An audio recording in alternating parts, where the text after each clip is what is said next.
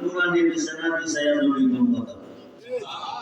নবীজির হইলে আল্লাহ হয়, নবীজির হইলে 26 পারা কোরআন সূরা বাকারা 10 নম্বর আয়াতে প্রমাণ বিসমিল্লাহির রহমানির রহিম ইন্নাল্লাযীনা ইউবাইয়ুনাকা ইন্নামা ইউবাইয়ুনাল্লাহ ইয়াদুল্লাহি ফাওকা আইদিহিম।